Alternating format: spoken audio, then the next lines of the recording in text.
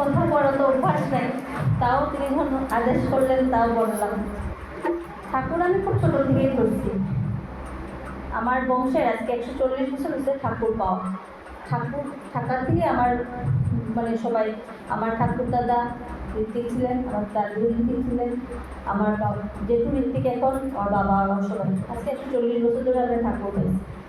ঠাকুর পাওয়াতে মানে ঠাকুর ধরতে লাগে অন্যের জন্য না, নিজের জন্য, মানে আমার জীবনটা যাতে সুন্দর হয়। আর ঠাকুর ধরার পরে নিজের চলন বলন সব কিছু ঠাকুরের শিখিয়ে দেন, আমার ঠাকুর ধরে আমি যাতে শিখতে পারি। এরকম একদিন এক দাদা, একটা ঘটনা বলি। এক দাদা গেছিলেন ঠাকুরের কাছে, গিয়ে বলেন, ঠাকুর আমার জীবনে তো সব কিছু আছে, তবে আমি আপনাকে ধরবো কেন? তখন ঠাকুরের সাথে একটা প্রদীপ ছিল। তখন ঠাকুর বললেন, ও আপনি প্রদীপটা দেখছেন? তো হ্যাঁ দেখছি। তো প্রদীপটার মধ্যে কী লাগে? প্রদীপটা জ্বালানোর জন্য তেল লাগে আর সবটা লাগে।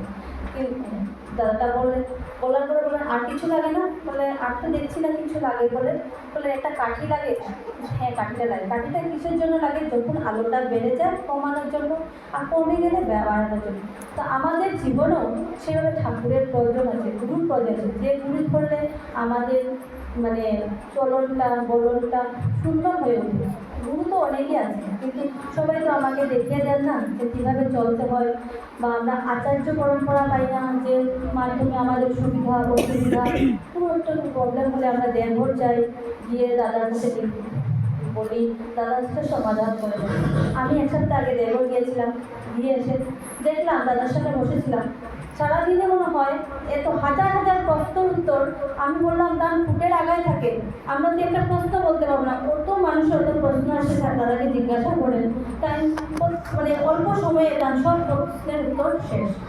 আমি দাদার সাথে বসেছিলাম, তা আমার একটা মনে একটা প্রশ্ন জেগেছিল যে আমি দাদাকে বলবো বলে। তা আমি বলছি, আচ্ছা বসে তো আছি, একটা সময় যাক তারপরে নাহলে বলবো। আমার মানে খুব ইচ্ছা ছিল দাদাকে বলতাম, দাদা আমার বাচ্চাগুলি জানে খুব ছোটো, কিন্তু বাচ্চাগুলি খুব দুষ্টামি করে, পড়াশোনা করে না, হ্যাঁ আমি দাদার কাছে নিবেদন করবো ভাবছিলাম।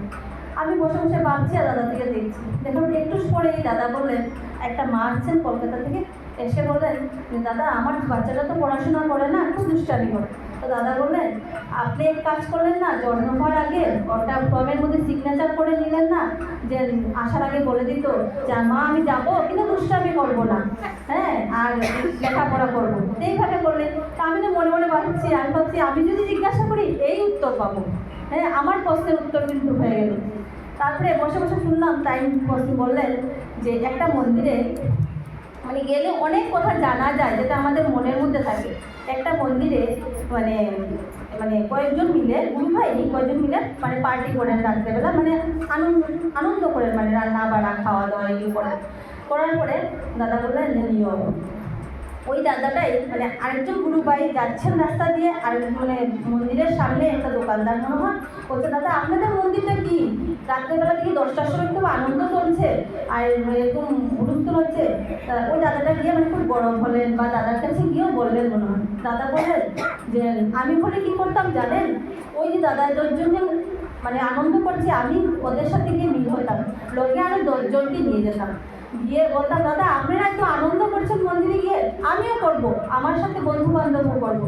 তিনি হয়তো 10জনের রান্না করছেন বা 10জনের একটা আয়োজন করেছেন, আরও যখন 10জন 20জন বেড়ে যাবে, খরচটাও বেড়ে যাবে, অটোমেটিক সেটা মন্দির থেকে উঠে যাবে। তারপরে বললেন আরেকটা একটা মন্দিরের ঘটনা বললেন, একটা মন্দিরে মানে খুব চার আড্ডা হয়। তিনি বললেন খুব চার আড্ডা হয়। তো হওয়ার পরে মানে দাদার কাছে গেল যে কথাটা, যে দাদা বললেন, দাদাও ছিলেন তখন, গেলেন ওই মন্দিরটাতে খুব চার আড্ডা হয় সবসময়। তো দাদা বললেন, আপনারা তো দুধ চা খান, দুধ চা খাওয়াটা তো ভালো না, চলেন লিকার চা খাবো, আমিও থাকবো আপনাদের সাথে করবো। আর একটু আড্ডা করলেন, আর একটু পরে পরে তিনি লিকার চার অর্ডার দিলেন। তো তিনি যারা ছিলেন ওখানে সবাই হলো সুগারের পেশেন্ট, কেউ তো চিনি খায় না, সবাই চিনি ছাড়াই মানে লাল চা খায় লবণ দিয়ে, আর তিনি তো চিনি খান, তাই তিনি বললেন সুগার ফ্রি দুটা ঢেলে দেওয়ার জন্য।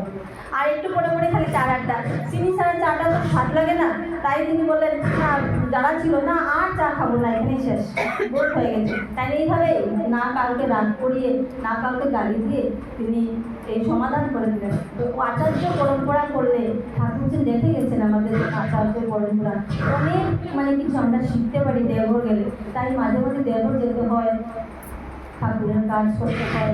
আচার্যর সামনে গিয়ে বসলে নিজেরই মনের কত প্রশ্ন মানে উত্তর পাওয়া যায় কানটা ছেড়ে।